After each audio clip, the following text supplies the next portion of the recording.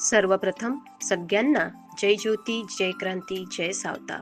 मी विशाखा यवतकर पुनश्च एकदा आपणा सगळ्यांचे सावित्री न्यूज इंडिया चॅनलमध्ये मनपूर्वक खूप खूप स्वागत करते.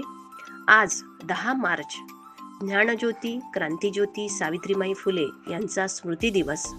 आज त्यांचा 129वा स्मृती दिन आहे आणि त्याचेच औचित्य साधून आज आपणासमोर प्रस्तुत झालेली आहे. ज्या माऊलीने स्वतः अंगावरती शेण, चिखल, दगड, धोंडे झेलून आपणासाठी शिक्षणाचं दालन खुलं केलं, ज्या फुले दाम्पत्यांनी पुण्यातील भिडेवाड्यात 1848 साली मुलींसाठी पहिली शाळा सुरू केली आणि जी माऊली स्वतः भारतातील पहिली महिला शिक्षिका आणि मुख्याध्यापिका सुद्धा होती, अशा या शिक्षणाच्या गंगोत्रीला प्रथमतः शतशः विनम्र अभिवादन करते आणि त्यांच्यामध्ये असणाऱ्या अनेक गुणांपैकी एक गुण म्हणजे सावित्रीबाई फुले ह्या उत्तम कवयित्री होत्या. तोच गुण आज आपण अगदी थोडक्यात बघणार आहोत.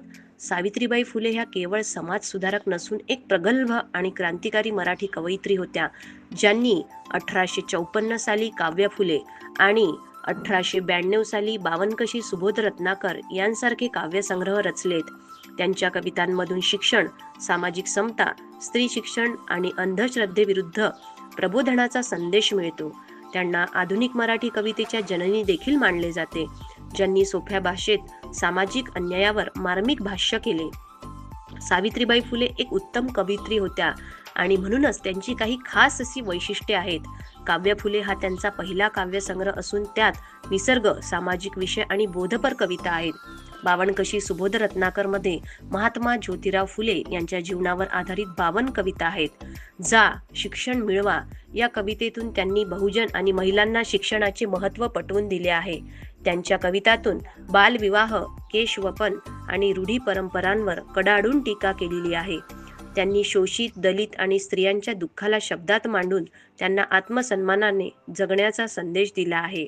सावित्रीबाईंची काव्यशैली साधी, सरळ पण अत्यंत प्रभावी आणि थेट हृदयाला भिडणारी आहे. त्यांची साहित्य निर्मिती ही सामाजिक परिवर्तनाचा एक भाग होती, जी आजही आपणा सगळ्यांना प्रेरणादायी ठरते आहे. अशा या ज्ञानज्योतीला, क्रांतीज्योतीला आजच्या स्मृती दिनाच्या औचित्याने आम्ही समस्त सावित्रीच्या लेकी शतशः नमन करतो, त्रिवार अभिवादन करतो. माझ्या शब्दांना इथेच विराम देते. धन्यवाद. जय ज्योती, जय सावित्री.